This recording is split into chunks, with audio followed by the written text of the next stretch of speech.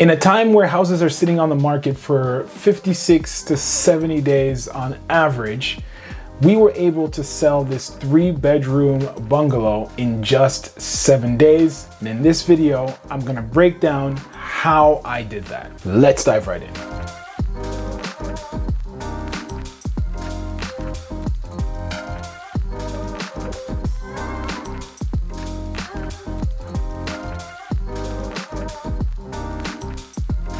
What is up, beautiful people? My name is Mats Moy. If you are in the market or need some guidance in the real estate space, go ahead and book a quick introductory call down below.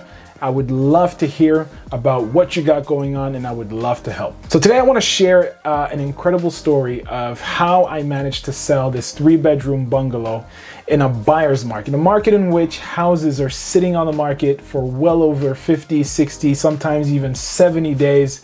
I was able to sell that house in just 7 days. And so I want to break down how I went ahead and did that. Now, to give you a backstory, this property that I did sell was my own property. It was one of my investment properties. If you didn't know, I'm very much a real estate investor. I've been doing so for the past 4 years. Managed to purchase 17 properties between myself and my partners. And it's been a great journey thus far. Learned quite a bit throughout the process, and I would love to share that information with you. And so if there isn't yet, there is gonna be tons of content that I can share with you.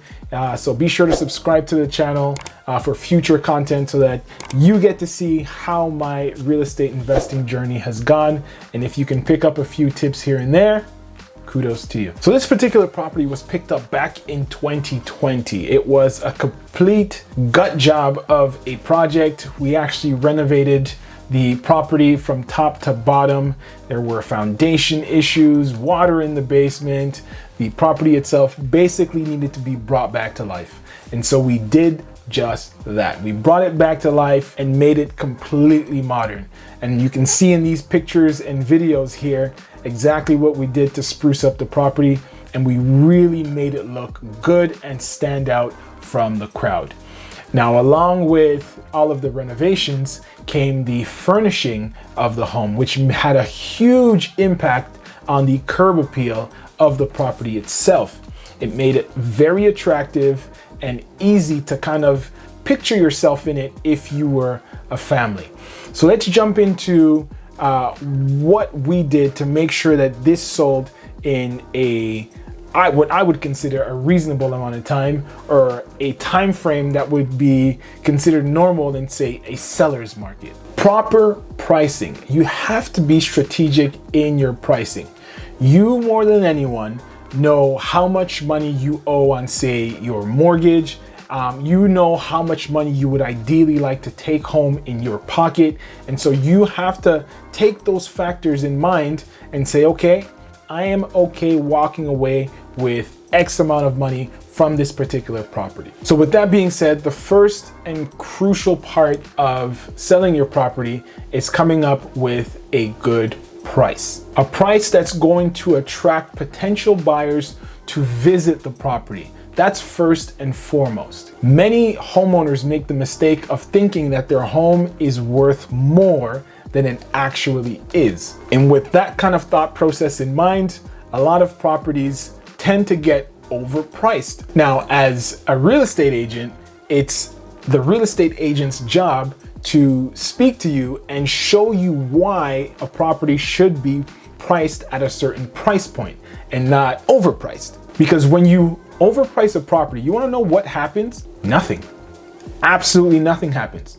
You get no showings, you get nobody walking through your doors, you get absolutely nothing from overpricing a property. You want to make it attractive. Again, you want to make it attractive enough so that people will say, I have to go check this property out.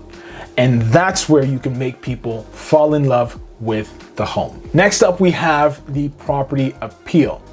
Now, I mentioned earlier, one of the things that we did was make this property look really good. I mean, take a look at these pictures, right? This property looked amazing. And this is, again, in comparison to the properties around this particular property. It just made it stand out.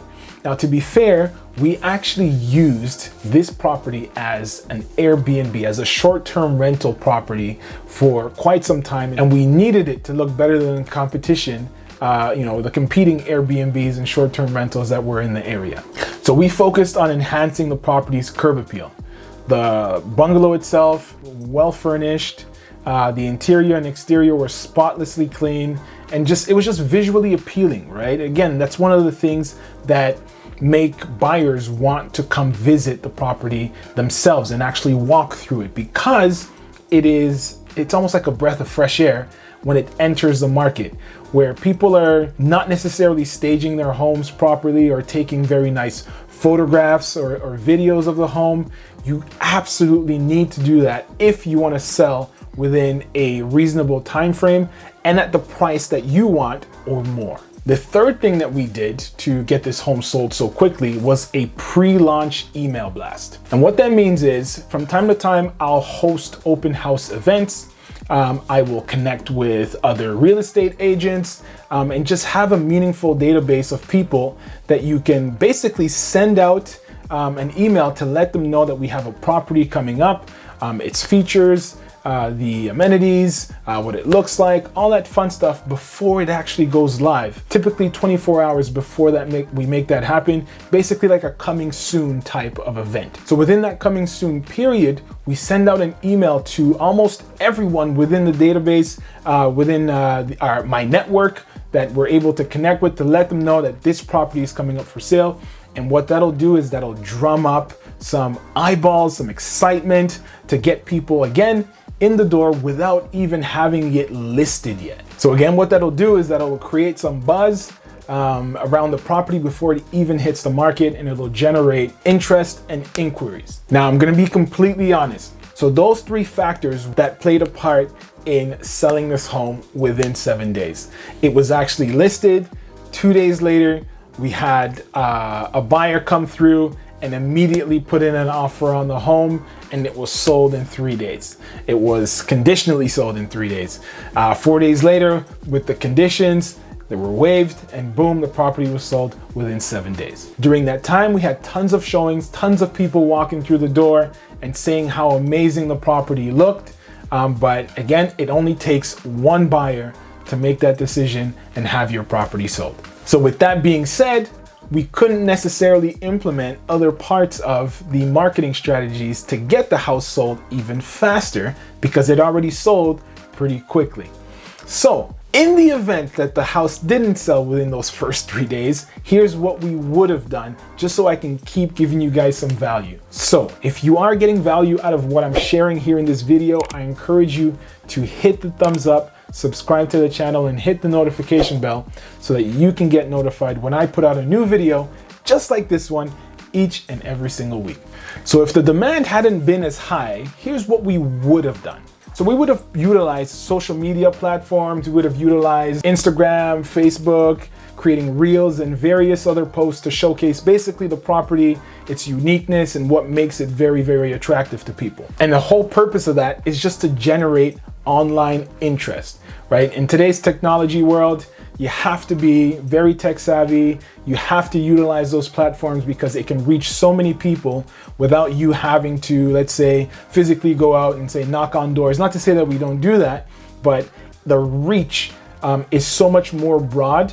And that's why you want to make sure you implement that as part of your marketing when it comes to selling homes. The next thing we would have done if the house didn't sell so quickly, probably not a popular method of marketing your property, seeing as we are in a digital age. Most agents actually don't do this, but I feel as though it is a very underutilized means of generating leads, generating buzz for your property. And so direct mailers. So sending out postcards when specific events occur. So let's say we have this particular bungalow that's coming soon. We'd create coming soon postcards and send them out to the neighborhood to say, hey, this house is coming soon. Again, already generating buzz.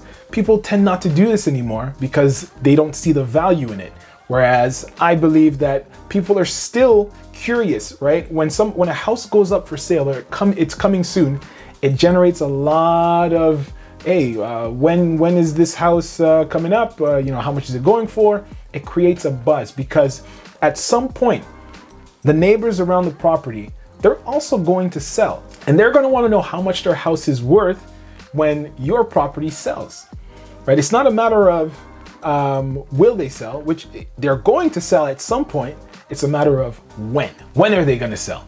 And so for those people who are looking to sell sometime soon, or have someone in mind that should probably go check out that property because they want them to move into their neighborhood, those are the people that you're looking to, create buzz around to make sure that, they get the word out to their friends or family members so they can come in and check out this property, especially if it's a sought out neighborhood that doesn't get much turnover year over year. So in addition to the coming soon mailers, we'll also have, just listed. So whenever it does list, with general information about the property, with some appealing pictures on it. So again, we can generate buzz. We don't want to give too much. We want people to come in and see the property, right? In addition to that, we have open houses. So open houses, which is something I'm going to talk about next. That's something that you want to send out a postcard for again. So you invite the community out, keeping the community informed and involved in the selling process. So on the topic of open houses, to further engage potential buyers, we plan open houses every single weekend for the first few weekends. So the idea is to have your home sold in the fastest amount of time and for your price or more.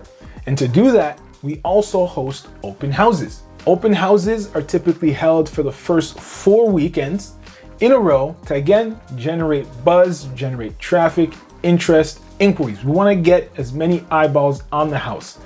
With these open houses, you create reels, you create social media posts, and you pump them out so that the whole neighborhood can see. In addition to that, you send out those mailers, those open house mailers that the open house is being held on the weekends or on the weekdays from X time to X time.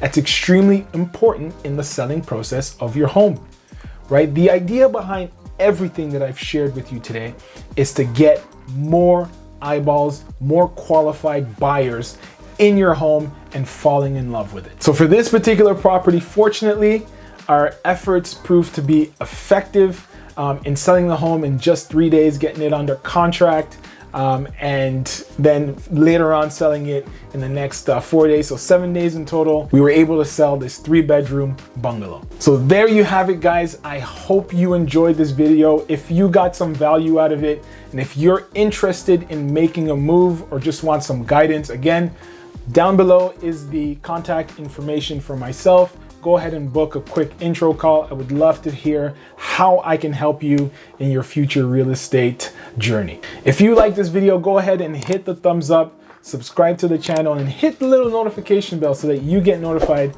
when I put out a new video just like this one each and every single week. Again, my name is Mats Moore, your local Toronto realtor, and I will see you in the next one. Peace.